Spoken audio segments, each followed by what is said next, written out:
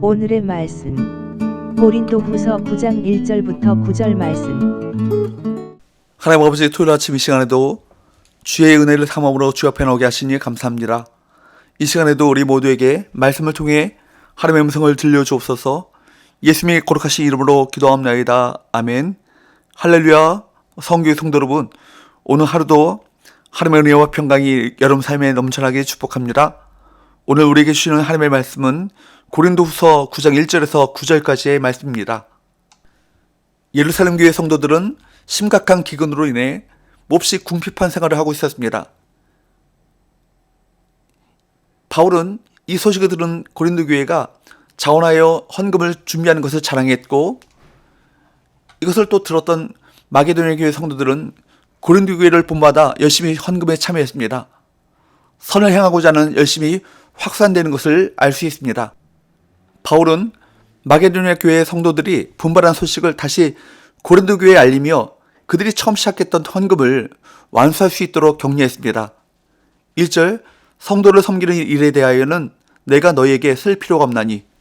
바울은 성도를 섬기는 일에 대하여는 고린도 교회의 성도들에게 쓸 필요가 없다고 말합니다.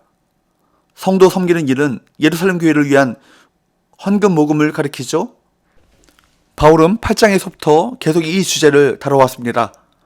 바울이 그렇게 말한 이유는 고린도 교회 성도들의 원함을 알았기 때문입니다.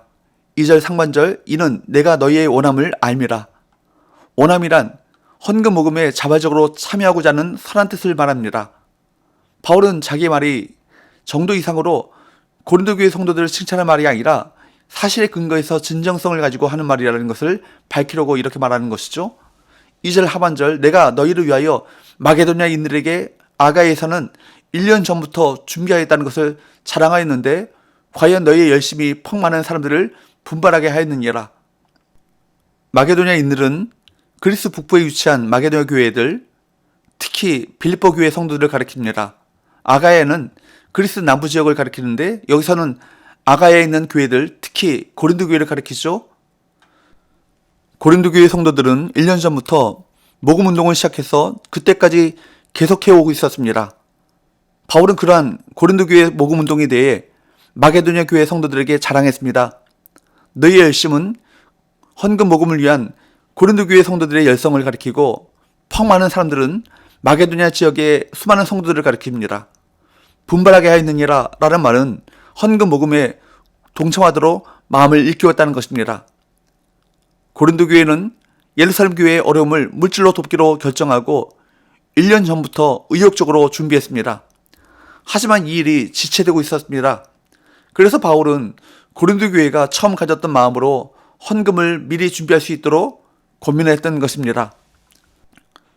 바울은 디도와 두 명의 형제를 선발대로 보낸 이유에 대해서 설명합니다.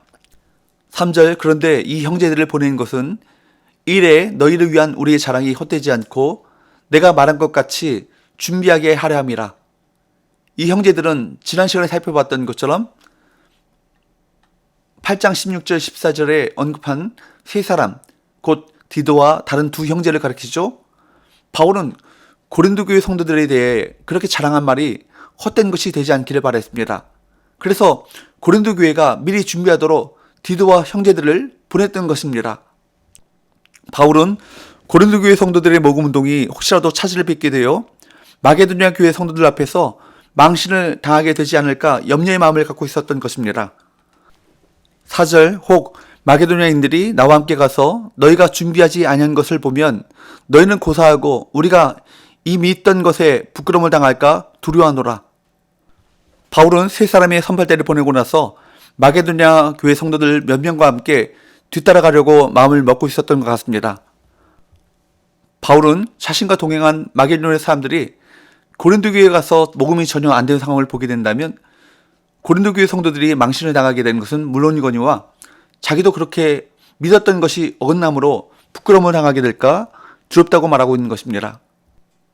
5절, 그러므로 내가 이 형제들로 먼저 너희에게 가서 너희가 전에 약속한 연보를 미리 준비하게 하도록 고민하는 것이 필요한 줄 생각하였노니 이렇게 준비하여야 참 연보답고 억지가 아니니라. 바울이 디도를 비롯한 세 사람의 선발대를 고린도 교회에 보낸 이유는 성도들이 전에 약속한 헌금을 미리 준비하도록 권면함으로써 자신의 우려를 미연에 방지하는 것이 현명하다고 생각했기 때문입니다. 약속한 연보로 번역된 히라버는 직역하면 약속한 축복이 됩니다.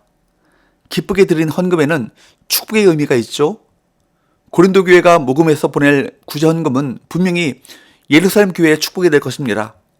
바울은 이렇게 준비하여야 참 연보답고 억지가 아니니라 라고 선언합니다. 히라버 본문을 직역한다면 이렇게 번역할 수 있습니다. 이렇게 준비된 것이라야 인색하지 않은 축복이 될 것이다. 바울의 일관된 생각은 자발적인 마음으로 헌금을 미리 준비해야 한다. 그것이죠. 억지로 드리는 헌금이 참된 헌금일 수 없습니다. 바울은 고린도 교회 성도들이 헌금을 억지로 드리게 될까봐 자원하는 마음을 일깨우길 원했습니다. 억지로 헌금을 드리지 않기 위해서는 어떻게 해야 합니까? 미리 준비해야 합니다. 헌금을 작정했을 때의 마음과 주머니에선 돈이 나갈 때의 마음이 서로 다를 수 있습니다. 그런데 준비되지 않은 상태에서 헌금을 하게 된다면 더욱 인색할 수밖에 없는 것이죠. 미리 준비할 때 우리는 하나님께서 주신 은혜를 깊이 기억할 수 있습니다. 인색한 마음이 들거나 자원하는 마음이 들지 않을 때 다시금 은혜를 생각하며 기도할 수 있습니다. 하나님의 풍성한 은혜를 기억하고 미리 준비해서 기쁨으로 헌금을 드리시길 바랍니다. 바울은 미리 준비한 헌금을 바치는 성도들에게도 역시 복이 있을 것이라고 선언합니다. 6절, 이것이 곧 적게 심는 자는 적게 거두고 많이 심는 자는 많이 거둔다 하는 말이로다. 이것은 얼핏 보면 구약 인용문처럼 보입니다. 그러나 엄밀한 의미에서 이것은 인용문이 아니죠.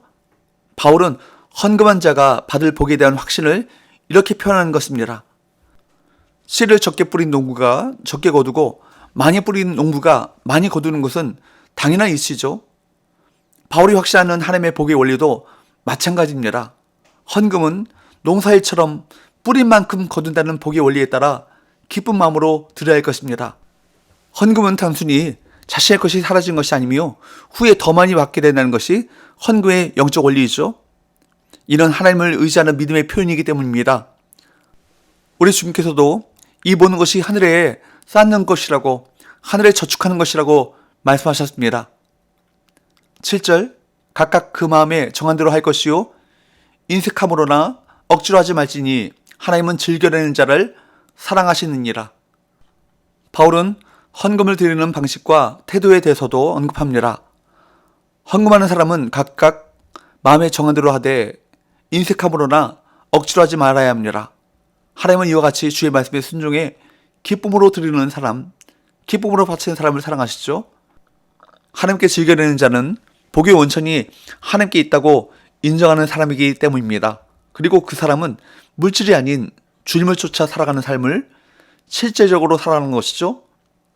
하나님께서 우리에게 베푸신 풍성한 은혜를 주님을 위해 사용하시길 바랍니다. 하나님께서 우리에게 주시는 물질은 성도로서 베푸는 삶을 살기 위한 도구인 것입니다. 그 물질을 즐거운 마음으로 잘 사용해 늘 풍성한 은혜 가운데 거하시는 우리 모든 성도들 될 수 있기를 주님으로 축복합니다. 기도합시다. 하나님 아버지, 저에게 주신 풍성한 은혜에 대하여 늘 감사하는 마음을 품게 하여 주옵시고 그 은혜에 감사해 기쁨으로 자원하여 드리는 삶을 살아가게 하여 주옵소서. 예수의 거룩하신 이름으로 기도합니다. 아멘.